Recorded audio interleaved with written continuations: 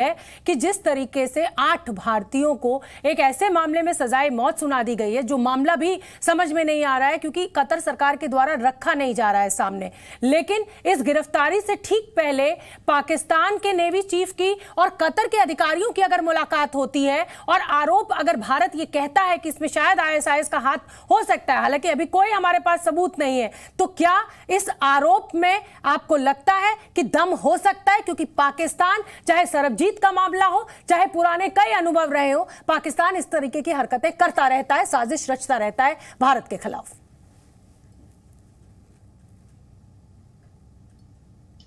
जी बहुत शुक्रिया। सबसे पहले आपके साथ पहला प्रोग्राम है तो बड़ी खुशी हुई। और देखिए, सबसे पहली बात है कि पाकिस्तान का अगर कोई किरदार होता और वो भारतीयों को, अपने पड़ोसियों को सरेआम जलील करना चाहता या उनको तंग करना चाहता तो कुलभूषण हमारे पास है, अब तक उसको फांसी हो चुकी होती। लेकिन आप सोचे, पाकिस्तान ने नहीं किया। पाकिस्तान एक बड़ा कंट्री है, रिस्पॉन्सिबल एक मुल्क है, एक ऐसा देश है जिसकी मिसालें दी जा सकती हैं। देखिए, वो तो इंटरनेशनल कोर्ट ऑफ जस्टिस में है ना मामला, वो आप इसलिए नहीं कर पाए, ये भी तो सच है ना इरशाद साहब।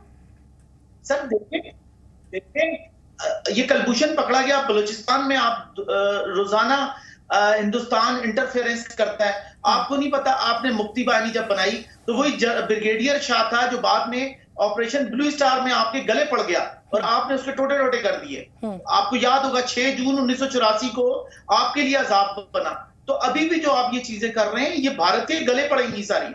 और देखें, कनाडा में आपके साथ मसला हो रहा है, कतर में आपके साथ मसला हो रहा है, कुलभूषण पाकिस्तान में आपका पकड़ा हुआ है और भारत तो आतंकवाद का गढ़ बन गया है। ताकतवर जब किसी भी देश की ताकत बढ़ती है ना, तो 100 ऐसे चिरकुट टाइप के दुश्मन पैदा हो ही जाते हैं। जो कतर में हो रहा है या जो कनाडा का आपने उदाहरण दिया, ये आप भी भली बात ही जानते हैं भारत किस तरीके की ताकत है, कि अमेरिका के राष्ट्रपति भी किस तरह से आप देखते हैं कि उनको सम्मान देते हैं हमारे प्रधानमंत्री को।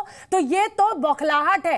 कनाडा में क्या हो रहा है वो पॉलिटिकल रीजन की वजह से हो रहा है, उसमें भारत का कोई लेना देना नहीं है। जैसे आप आतंकवाद को पालते हैं ऐसे कनाडा पालता है। लेकिन प्रणय उपाध्याय मेरे साथ जुड़ गए हैं। प्रणय, आपने सुना होगा इरशाद साहब को, उनके जो आरोप है, क्या कहेंगे आप?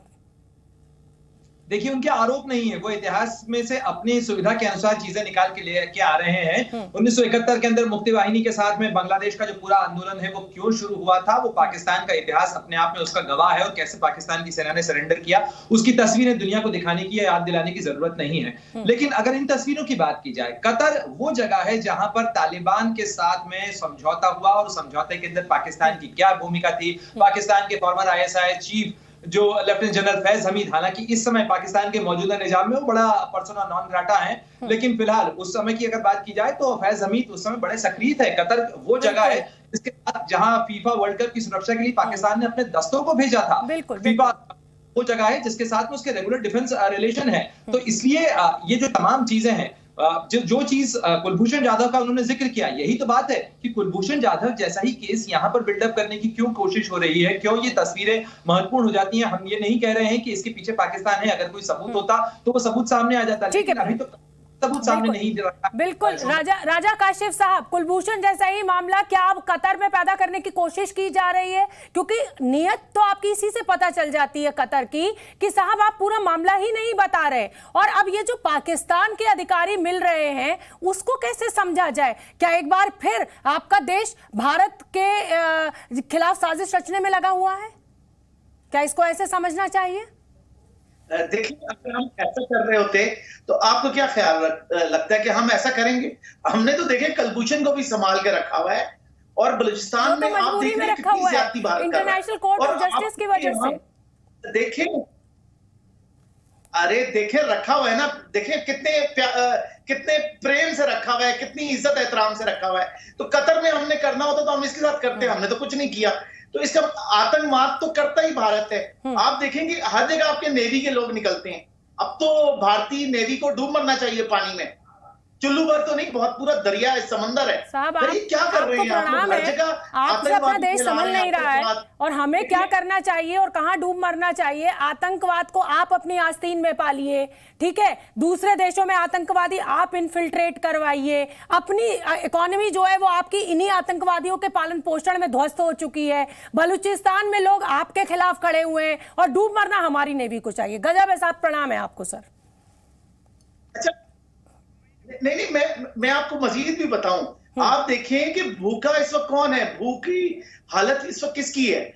भारत का तो ये हाल है कि आपके एक फोरम है, एक चांकिया फोरम, आप उसमें देखें जाके, एक मेजर आपके रिटायर, वहां पे तो वो डोनेशन मांग रहे हैं लोगों से, उनकी वेबसाइट पे आप देखें। लोग इस तरह की बातें करते हैं, इवन उनका जो यूट्यूब चैनल है उसके नीचे भी आपने देखा ना कि चंद्रमा पर हम कहां पहुंच गए, भारत कहां पहुंच चुका है। आपने देखा ना G20 का किस तरीके से यहां पर आयोजन किया गया, किस तरह से तमाम दुनिया की ताकतें जो हैं वो गांधी जी को नमन करने के लिए राजघाट पहुंची और आप पता नहीं कौन सी दुनिया में। खैर, मैं हुमायूं चट्टा साहब आपका रुख करना चाहूंगा।